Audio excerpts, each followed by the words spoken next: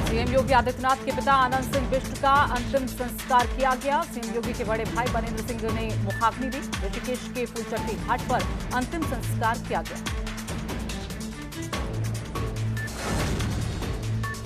CM योगी के पिता आनंद सिंह बिष्ट के अंतिम संस्कार में सीएम त्रिवेंद्र सिंह रावत और योग गुरु बाबा रामदेव भी पहुंचे। योग गुरु बाबा रामदेव और सीएम त्रिवेंद्र सिंह रावत ने पुष्प अर्पित कर भावभीनी श्रद्धांजलि दी।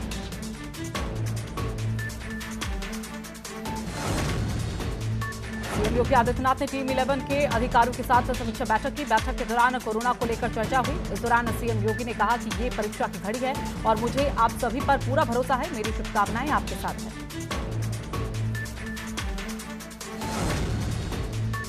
यूपी के 52 जिलों से करीब 1283 कोरोना के मामले सामने आए। कोरोना से अब तक 18 लोगों की मौत हो चुकी है, जबकि 40 कोरोना मरीज ठीक भी हो चुके हैं। उत्तर प्रदेश के 52 जिलों में कोरोना वायरस फैला है। अब तक 1283 कोरोना पॉजिटिव मरीज सामने आए। यूपी के आगरा में कोरोना के सबसे ज्यादा मरीज सामने आए। भारत में कोरोना वायरस का कहर कम होने का नाम नहीं ले रहा है। स्वास्थ्य मंत्रालय की ओर से जारी ताजा आंकड़ों के मुताबिक भारत में कोरोना वायरस से अब तक 590 लोगों की मौत हो चुकी है, जबकि संक्रमित मामलों की संख्या बढ़कर 18,000 हो गई। वहीं पिछले 24 घंटे में कोरोना के 1,553 नए मामले सामने आए और 36 लोगों की मौत हो चुकी है।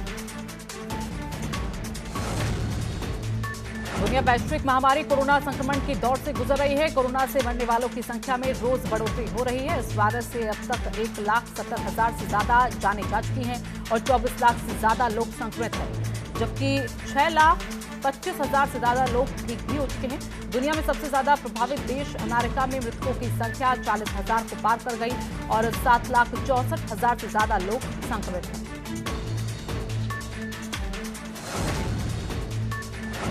कोरोना संकट और लॉकडाउन के बीच मध्य प्रदेश कैबिनेट का आज विस्तार हुआ। 5 विधायकों ने कैबिनेट मंत्री पद की शपथ ली। शपथ समारोह में सोशल डिस्टेंसिंग का ख्याल रखा गया। विधायक मास्क पहनकर शपथ ग्रहण में आए और दूर से ही एक दूसरे का अभिवादन करते दिखे। प्रयागराज में 16 विदेशी जमाती समेत 30 लोगों को गिरफ्तार किया गया है। 16 विदेशियों पर टूरिस्ट वीजा के नाम पर धार्मिक उत्सव में शामिल होने का आरोप है और 14 लोगों को विदेशी जमातियों को शरण देने और साक्ष्य छुपाने के आरोप में गिरफ्तार किया गया। गिरफ्तार किए गए लोगों में इलाहाबाद विश्वविद्यालय के एक प्रोफेसर और मस्जिद के 2 मुतवल्लिद भी शामिल हैं। पकड़े गए विदेशी जमातियों में 7 इंडोनेशिया और 9 थाईलैंड के हैं।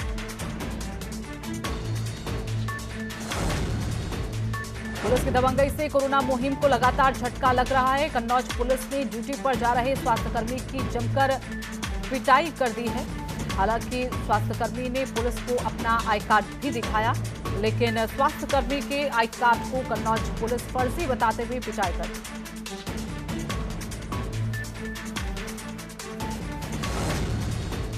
कोरोना के बढ़ते मामलों को देखते हुए दिल्ली गाजियाबाद की बॉर्डर को पूरी तरह से सील कर दिया गया है। गाजियाबाद के डीएम अजय शंकर पांडे ने गाड़ियों की आवाजाही पर पूरी तरह से रोक लगाने का आदेश दिया।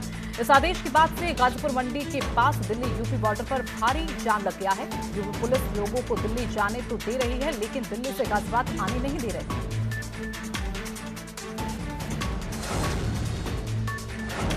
देश में लगातार कोरोना वायरस संक्रमितों की संख्या बढ़ती जा रही है। ऐसे में इसने राष्ट्रपति भवन में भी दस्तक दे दी। राष्ट्रपति भवन परिसर में अपने परिवार के साथ रहने वाली एक महिला कोरोना पॉजिटिव मिली है, जिसके बाद स्वास्थ्य मंत्रालय के आवश्यक दिशा निर्देशों के मुताबिक 125 परिवारों को क्वारंटीन की सलाह दी गई। वैश्विक महामारी कोरोना से पूरी दुनिया परेशान है। ऐसे में अलग अलग रूप में कोरोना फाइटर जरूरतमंदों की मदद करते भी दिख रहे हैं। कोई सोशल डिस्टेंसिंग का पाठ पढ़ा रहा है तो कोई जरूरतमंदों को सब्जी और राशन पहुंचा रहा है। ऐसे संकट के समय में एक कोरोना फाइटर दरोगा जी आजकल खूब चर्चा में हैं। वो जरूरतमंदों को दोनों टाइम भोजन भी करा रहे हैं, साथ ही हाथ में माइक और स्पीकर लेकर हिंदी और भोजपुरी भाषा में साफ सफाई और सोशल डिस्टेंसिंग का पाठ भी पढ़ा रहे हैं। मुरादाबाद में जेल में बंद 5 कैदियों में कोरोना पॉजिटिव पाया गया है। सभी कैदी मेडिकल टीम पर हमले के आरोपी हैं। सभी कैदियों को अस्थायी जेल में ही क्वारंटीन किया गया है। एक महिला में भी कोरोना संक्रमण की पुष्टि हुई है।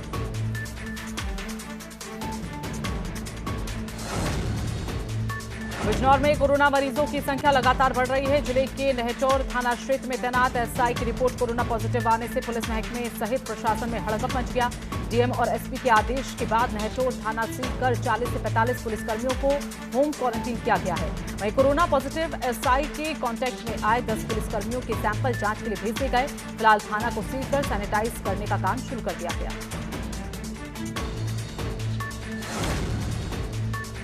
मुरादाबाद में 2 कोरोना पॉजिटिव मरीजों की मौत हो गई है। मुरादाबाद में कोरोना से अब तक 5 लोगों की मौत हो चुकी है। तीर्थकर महावीर यूनिवर्सिटी में चल रहा था दोनों मरीजों का इलाज।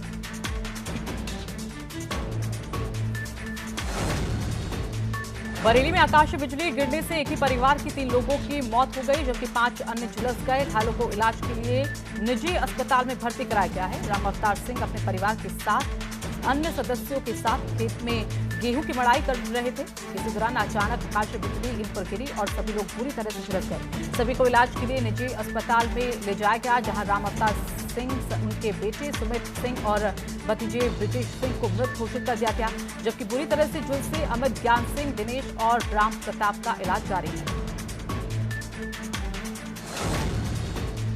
पीलीभीत में कोरोना संकट के बीच जिलाधिकारी वैभव श्रीवास्तव ने मंडी परिसर में गेहूं खरीद केंद्र का औचक निरीक्षण किया। औचक निरीक्षण के दौरान जिलाधिकारी ने गेहूं खरीद बिक्री के दौरान किसानों को आने वाली समस्याओं का जायजा लिया।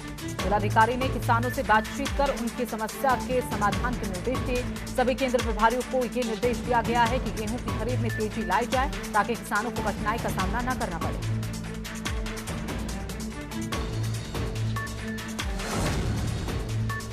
कोरोना के कहर से देश को बचाने के लिए प्रधानमंत्री नरेंद्र मोदी ने 22 मार्च को लॉकडाउन की घोषणा की थी और उसके बाद से माहौल बदला हुआ है।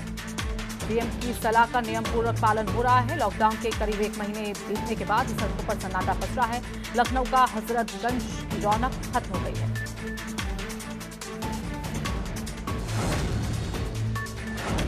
देश में कोरोना का कहर जारी है। यूपी में कोरोना की रोकथाम के लिए शासन प्रशासन मुस्तैदी से अपने काम में जुटा हुआ है और इसी कड़ी में प्रदेश की सरकार ने 41 जिलों की लिस्ट जारी की है, जिसमें कोविड-19 से बचाव के लिए जारी किए गए सरकारी दिशा निर्देशों के पालन करने में जुटाई बरती।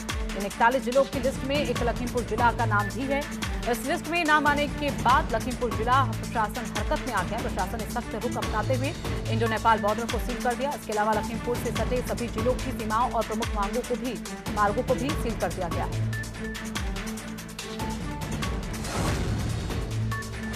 मेरठ के रजबन इलाके में एक कोरोना पॉजिटिव गर्भवती महिला मिलने के बाद इलाके को सील कर दिया गया। पुलिस ने देर रात सीलिंग की कार्रवाई की। वहीं सुबह से ही पुलिस अपने वाहन के माध्यम से लोगों को घरों में ही रहने की हिदायत दे रही है।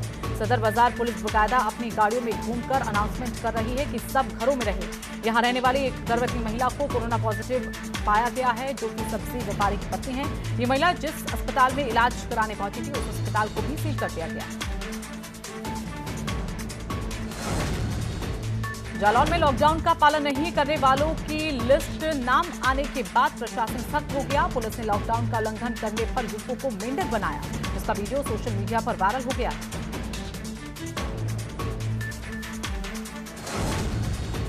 बदायूं में एक पुलिस कांस्टेबल पर पूरे परिवार की पिटाई का आरोप लगा है। इस आरोप के बाद आरोपी सिपाही और एक होमगार्ड के जवान को निलंबित कर दिया गया। घटना बदायूं के उतराना गांव की है, जहां सड़क पर खड़े एक गेहूं की ट्रॉली को लेकर विवाद शुरू हुआ। सिपाही ने ट्रॉली के मालिक किसान के साथ गाली गलौज शुरू की, जिसका किसान ने विरोध किया। किसान के विरोध करने पर सिपाही ने उसकी पिटाई शुरू कर दी।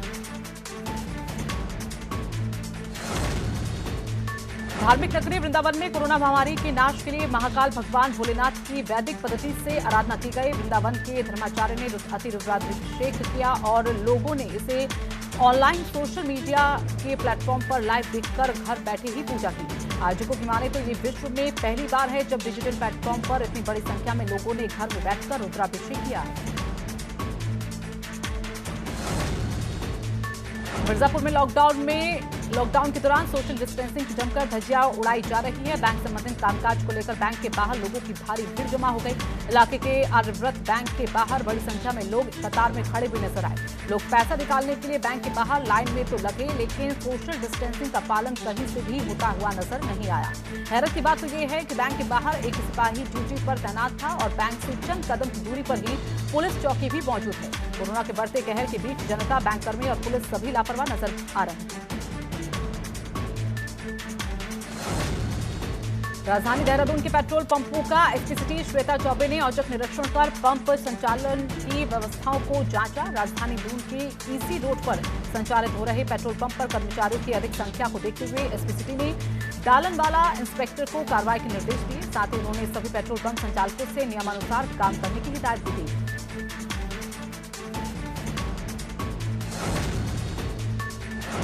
महाराजगंज के समाकेतिक कॉलेज धनेवा धनई में कोटा से कई बसों से छात्र पहुंचे हैं, जहां पर छात्रों की थर्मल स्क्रीनिंग की और टेस्ट किए गए। जिन छात्रों की रिपोर्ट नेगेटिव आ रही है, उन छात्रों को उनके परिजनों के साथ भेजा जा रहा है। कोटा से अलग अलग बसों से 214 छात्र पहुंचे हैं। अगर किसी छात्र के पेरेंट्स नहीं आ पाए तो उन्हें प्रशासन उनके घरों तक पहुंचा रही है। कोटा से महाराजगंज पहुंचे छात्र काफी खुश हैं। उनका कहना है कि लॉकडाउन होने की वजह से उनकी पढ़ाई भी नहीं हो पा रही थी और खाने पीने की दिक्कतें भी आ रही थी। वहीं छात्र घर पहुंचकर काफी खुश हैं।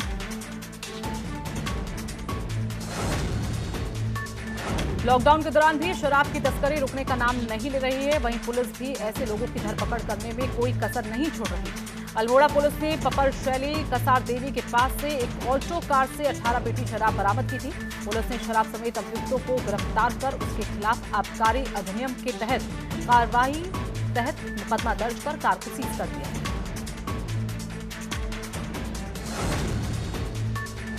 गोरखपुर में लॉकडाउन का लगातार उल्लंघन किया जा रहा है। लोग बेवजह घरों से बाहर घूमते हुए दिखाई दे रहे हैं। बता दें कि प्रशासन लगातार सभी से लॉकडाउन का पालन करने के लिए अपील कर रहा है, लेकिन लोग मानने को तैयार नहीं।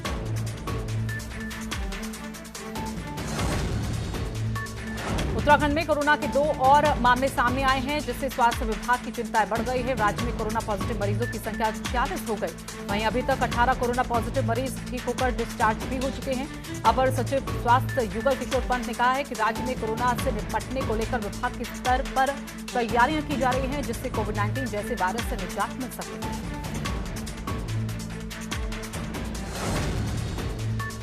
उत्तराखंड में अब जल्द ही चारधाम सड़क परियोजना और कुंभ मेले से संबंधित लोक निर्माण विभाग के सभी कार्य जल्द शुरू किए जाएंगे। प्रदेश सरकार ने 7 बिंदुओं में समाहित इन कार्यों को शुरू करने के लिए विस्तृत गाइडलाइन भी जारी कर दी है। इसमें स्पष्ट किया गया है कि संक्रमित क्षेत्र में कार्य नहीं होंगे। वहीं 55 साल से ज्यादा आयु के श्रमिकों से कार्य नहीं कराया जाएगा।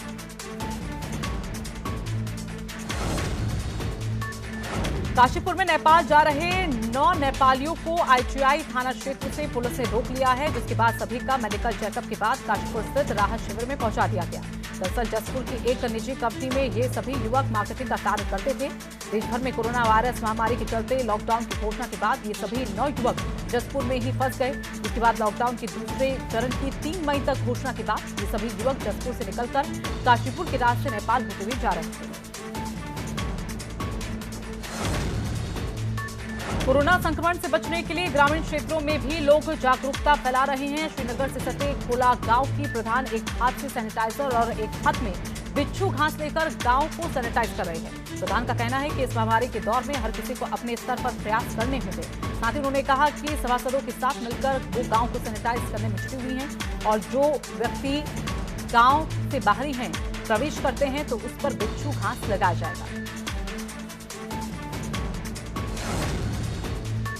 कासगंज में खूनी संघर्ष का मामला सामने आया है। इस खूनी संघर्ष में दोनों पक्षों के करीब 15 लोग गंभीर रूप से घायल हो गए हैं। नकला सहजन इलाके में नाली विवाद को लेकर दो पक्षों में पहले कहासुनी हुई और देखते ही देखते मौके पर लाठी डंडे चलने लगे।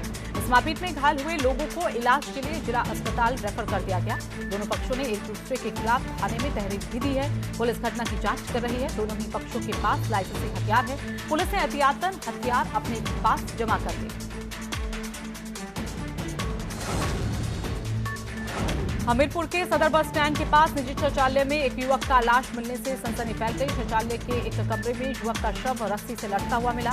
लाश मिलने की सूचना पर मौका वारदात पर पहुंची पुलिस ने शव को कब्जे में ले लिया और घटना की जांच की जा रही है। मृतक के परिजनों का कहना है कि मृतक काफी दिनों से डिप्रेशन में था और इसी कारण उसने ऐसा कदम उठाया। हालांकि पुलिस सभी पहलुओं की जांच कर रही है। तेलंगाना के मुख्यमंत्री के चंद्रशेखर राव ने घोषणा की है कि राज्य में जोमेटो और स्विगी जैसी फूड डिलीवरी सर्विसेज पर भी रोक लगा दी है। कहा जा रहा है कि सीएम चंद्रशेखर राव ने ये फैसला दिल्ली में एक डिलीवरी बॉय के संक्रमित पाए जाने के बाद लिया। उन्होंने कहा कि सोमवार से राज्य में फूड डिलीवरी ऐप के संचालन की अनुमति नहीं होगी।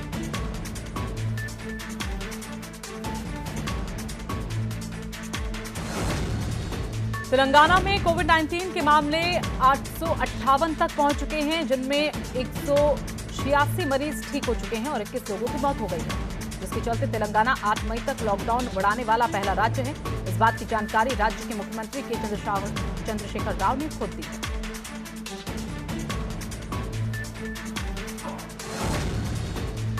जालौन में लॉकडाउन के वक्त पुलिस की मानवता देखने को मिली। यहां उरई नगर के शहीद भगत सिंह चौराहे पर पुलिस ने भूख से तड़प रहे बंदर और गाय के बछड़े को अपर पुलिस अधीक्षक ने फल खिलाए।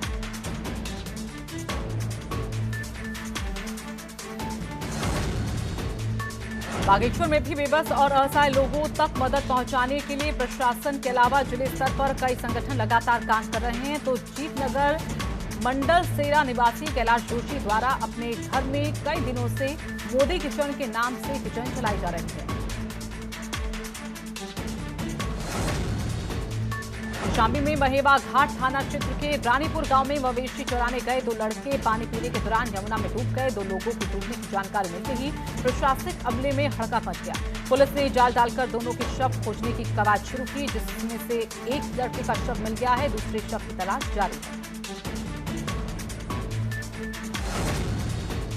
लॉकडाउन के चलते हिमवती नंदन बहुगुणा गढ़वाल विश्वविद्यालय के छात्रावासों में सैकड़ों छात्र फंसे हुए हैं। इनमें से कई छात्र उत्तर प्रदेश, राजस्थान, लद्दाख, मणिपुर समेत अन्य राज्यों के हैं।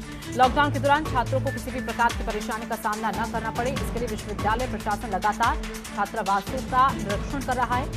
डीएसडब्ल्यू और चीफ वार्डन ने छात्रावासों का निरीक्षण कर छात्रों को कोरोना संक्रमण के प्रति जागरूक किया और आवश्यक छात्रावास से बाहर न निकलने की बात कही। मिर्जापुर लॉकडाउन में इंसानों के साथ बेजुबानों के लिए भी सरकार सहायता कर रही है। पशुओं को चारा के लिए कोई समस्या न हो, मुख्य विकास अधिकारी अविनाश सिंह के नेतृत्व में भूसा बैंक का शुभारंभ किया गया। हर ग्राम सभा से प्रधान ब्लॉक में भूसा पहुंचा रहे हैं। ये भूसा बेसहारा मवेशियों समेत जिन पशुपालकों के पास भूसा नहीं है, उन्हें भूसा देकर मदद की जाएगी, जिससे जनपद में बेसहारा पशुओं को भूखा न रहना पड़े। इसके अलावा सभी चरही में पानी भरवाने के लिए प्रधानों को निर्देश दिए गए, ताकि पशुओं को पानी की परेशानी भी न हो। श्रावस्ती में फायर ब्रिगेड अब आग बुझाने के साथ साथ सैनिटाइज करने के काम में भी जुटी हुई है। फायर ब्रिगेड की दमकलों ने बस स्टैंड, कार्यालय, एम्बुलेंस, थाना, स्कूल, अस्पताल सभी सार्वजनिक स्थल को सैनिटाइज करने का अभियान चला रहा है। इस दौरान दमकल टीमों ने 100 से ज्यादा स्थानों को सैनिटाइज किया। इसके साथ ही मेडिकल स्टोर के आसपास के इलाकों को भी सैनिटाइज किया जा रहा है।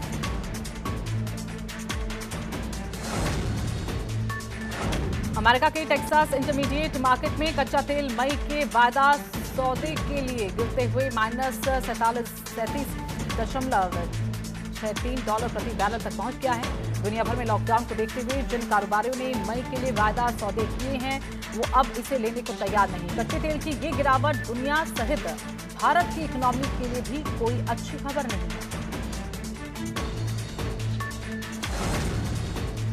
सलमान खान कोरोना वायरस को लेकर पिछले काफी समय से जागरूकता फैलाने का काम कर रहे हैं। सलमान इन दिनों अपने पनवेल वाले फार्म हाउस में हैं और वहां से वीडियो बनाकर जनता को सुरक्षित रहने, घर में रहने, सरकार का साथ देने जैसे संदेश दे रहे हैं। ऐसे में अब सलमान खान ने कोरोना वायरस को लेकर एक गाना भी रिलीज कर दिया है, जिसे काफी लोग पसंद कर रहे हैं।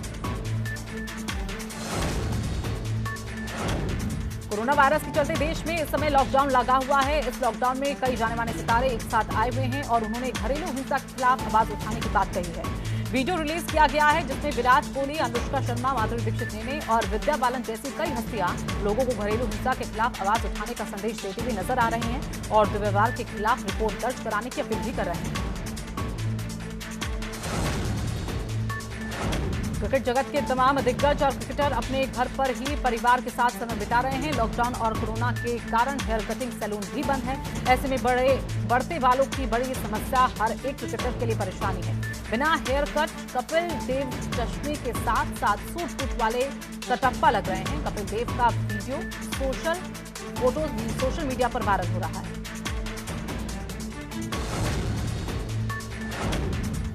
महाराष्ट्र के पालघर जिले में हुई मॉब लिंचिंग की घटना का सोशल मीडिया पर काफी विरोध किया जा रहा है। बॉलीवुड एक्टर फरहान अख्तर और अनुपम खेर ने भी इस हिंसा की निंदा की और कहा है कि उपद्रवी भीड़ की समाज में कोई जगह नहीं होनी चाहिए। बॉलीवुड के कई सितारों ने इस घटना पर दुख व्यक्त किया।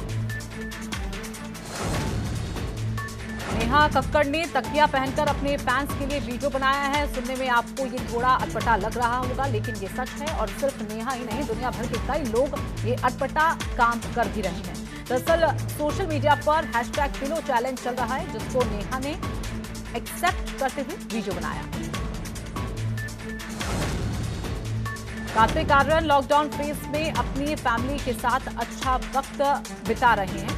खासकर अपनी बहन कृतिका तिवारी के साथ वो खूब मस्ती करते हुए नजर आ रहे हैं। हाल ही में इंस्टाग्राम पर कार्तिक आर्यन ने एक वीडियो शेयर कर बताया कि वो लॉकडाउन में क्या कर रहे हैं। वीडियो में वो अपनी बहन से पिटते भी नजर आ रहे हैं।